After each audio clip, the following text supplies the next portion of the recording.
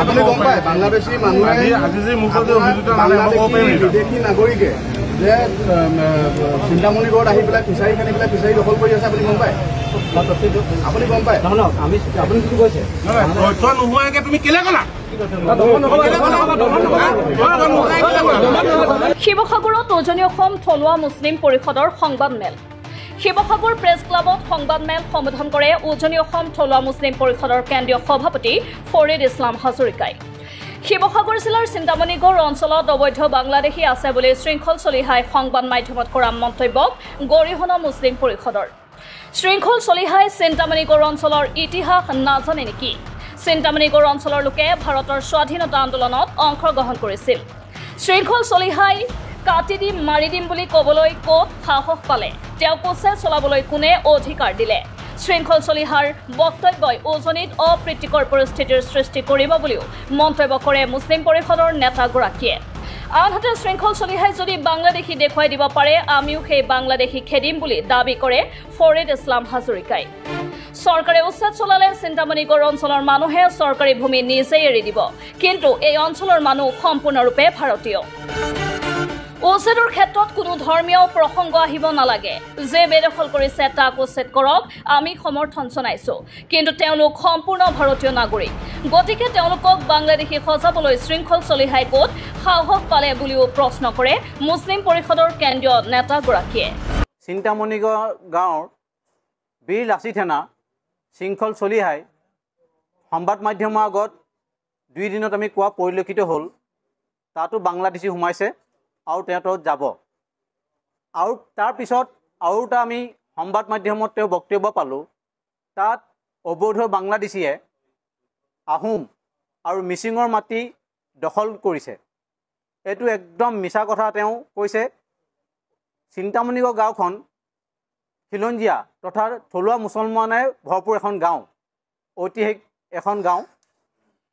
1625 চনৰ পৰা ইয়াৰ ইতিহাস আছে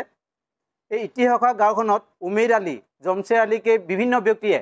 যিসকলে স্বাধীনতাৰ যুঁজত জড়িত হৈছিলে সেই গাঁওখনত তেওঁ কিহৰ ভিত্তিত তাত বাংলাদেশী আছে বুলি তেওঁ সামাজিক মাধ্যমত ক'ব পালে আমি নিজেই সৰজমিন তদন্ত কৰিছোঁ তাত কোনো এজন বাংলাদেশী নাই মূল কথা হ'ল যদি বাংলাদেশী আছে আমাক তেওঁ প্ৰশ্ন তেওঁ আমাক দেখাই দিয়ক আমি খেদা খেদা সেই বাংলাদেশীক বাহিৰ কৰিম তাৰ পৰা কিন্তু নিকৃষ্ট ৰাজনীতি কৰি থলুৱা মুছলমানক তেওঁ এনেকুৱা ব্যৱহাৰ কৰিব সেইটো আমি উজনি অসম থলুৱা মুছলিম পৰিষদে কেতিয়াও আমি গ্ৰহণ নকৰোঁ আমি তেওঁক সকীয়াই দিছোঁ তেওঁ সন্দেহযুক্ত বাংলাদেশী ক্ষেত্ৰত তেওঁ যি ব্যৱহাৰ কৰিব আছে কৰক কিন্তু থলুৱা মুছলমানৰ ক্ষেত্ৰত যদি তেওঁ এনেকুৱা অপপ্ৰচাৰ এনেকুৱা সামাজিক মাধ্যমত তেওঁ এক অপপ্ৰচাৰ কৰি ঐতিহাসিক চিন্তামণি গাঁওখনক ইয়াৰ উজনি অসমৰ থলুৱা মুছলমানক তেওঁ বদনাম কৰা যি ষড়যন্ত্ৰ কৰিছে সেইটো আমি কেতিয়াও সহ্য কৰি নলওঁ আৰু তেওঁ যি ধৰণে কৈ দিয়ে মই উচ্ছেদ কৰিম তেওঁ চৰকাৰ নে কি আৰু চৰকাৰক এটা প্ৰশ্ন কৰিছোঁ এই জ্বলাই দিম মাৰি দিম কাটি দিম এই পৰিৱেশবিলাক যদি বন্ধ নকৰে অসমত এক ভয়ানক পৰিৱেশ সৃষ্টি হ'ব সেইকাৰণে সাতাম পুৰুষীয়া ঐক্য শান্তি যদি বচাই ৰাখিবলৈ হয় এনেকুৱা মানুহবিলাকক আপোনালোকে লেকাম লগাওক আমাৰ কথা হৈ গ'ল বাংলাদেশী আছে যাওক আমি বাহিৰ কৰিম কিন্তু থলুৱা মুছলমানক তেওঁ যদি টাৰ্গেট কৰি পেলাই বাংলাদেশী বুলি কয় সেই বস্তুটো আমি কেতিয়াও সহ্য নকৰোঁ সেইকাৰণে আমি বীৰ লাচি থানাক ক'ব বিচাৰিছোঁ আপোনালোকৰ লগত আমাৰ চিনাকি আপোনালোকে তাত সৰজমিন তদন্ত কৰিব লাগিছিলে তাৰ বয়োজ্যেষ্ঠসকলৰ লগত কথা পাতিব লাগিছিলে তাত তোমাৰ বাংলাদেশী আছে নি যদি বাংলাদেশী আছে আপোনালোকে প্ৰশাসনক অৱগত কৰক বা আমাক অৱগত কৰক আপোনালোকে নিজেও যাওক কিন্তু উজনি অসমৰ থলুৱা মুছলমানক আপোনালোকে বাংলাদেশী সজাব সেই বস্তুটো আমি কেতিয়াও মানি নলওঁ আমাৰ চিন্তামণিগড় ঐতিহাসিক যিখন চিন্তামণিগড় এইখন আপোনাৰ ব্ৰিটিছৰ লগত আমাৰ মোহন চন্দ্ৰ হাজৰিকা ৰখৰাম গায়ন গোলাপ গগৈ চাদিয়াম গগৈ তেখেতসকলৰ লগত আমাৰ মুছলিম গাঁৱৰ উমেদ আলী আয়ুব আলী হবিব আলী জমছেদ আলী আৰু বহুতো লোকে সেই মুক্তিযোদ্ধাসকলৰ পাছত ব্ৰিটিছৰ লগত সংগ্ৰাম কৰিছিলে তেনেকুৱা এখন গাঁৱত আমি বসবাস কৰিছোঁ আমি তেখেতলোকলৈ আমি নাতিপুতি হয় আমি যুগ যুগান্তৰ পৰা আমি চিন্তামণিত বসবাস কৰি আছোঁ তেখেতলোকে বীৰ লাচি থানা শৃংখল চলিহাই ডাঙৰীয়াই কি বক্তব্য ৰাখিছে তেওঁ ভাবিছে যে এনেকুৱা এটা বিষ বাষ্প বিয়পাই দিওঁ হিন্দু মুছলমানৰ মাজত এটা কাজিয়া বিভেদ সৃষ্টি কৰিবলৈ তেওঁ এটা মানে